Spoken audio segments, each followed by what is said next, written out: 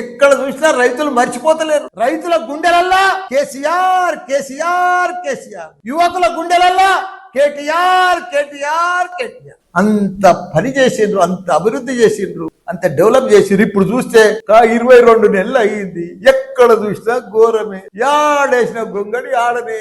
ఎక్కడ ఒక real estate దానికి పోతే అయితే ఒక ప్లాట్ అమ్మతలేదు, ఒక అపార్ట్మెంట్ అమ్మతలేదు, ఒక గజం అమ్మతలేదు. రైతులైతే బిడ్డ పెళ్లి చేస్తే కూడా అప్పుడు పోతలేదు. అంత ఘోరం అయిపోయింది. అసలు కరోనా కంటే కూడా అధ్వానమే.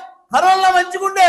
కరోనా 2 ఏళ్ళు వచ్చినా ప్లాట్లు అమ్మినాయి, బిజినెస్ అయింది, వ్యాపారాలు నడిచినాయి, అన్ని బంద్ ఉన్నా నడిచినాయి, పైసలు ఆడినాయి. ఇప్పుడు అసలు పైసలే ఆడతలేవు, పైసలే కనిపిస్తలేవు. ఓ మాయమైనట్టేనా, ఓ మంత్రం చేసినట్టేనా, ఇదంతా ఎందుకైంది వచ్చిందంతా అని అందరు ప్రజలందరూ కూడా డిస్కషన్ వచ్చారు. అంత పెద్ద అన్నపూర్ణ రాష్ట్రం, అంత పెద్ద పంట పండింది, అంత అభివృద్ధి, వ్యాపారాలు, real estate, India level builder అంతా వచ్చి హైదరాబాద్ కు వచ్చినాయి. ఎత్తైన 58 అంతరాల బిల్డింగ్లు కట్టిరు, అమ్ముడు పోయినాయి. ప్రపంచం అంతా హైదరాబాద్ అంటే ఒక సింగపూర్, న్యూయార్క్ లెక్క చూసిరు దాన్ని. అసలు దాన్ని అంతా బిత్తరపోయింది, బోసిపోయింది. ఆ రింగ్ రోడ్ వెంబడి వస్తుంటే హైదరాబాద్ అంతా ఫైనాన్షియల్ సిటీ వస్తుంటే అంటే బాధ అవుతుంది. బిల్డర్స్ అంతా అవుట్ అయిపోయారు, కష్టాలలోకి వచ్చేసి ఇవన్నీ కూడా. కాబట్టి మనం అంత ప్రజలు కూడా అందరు గమనించాలి.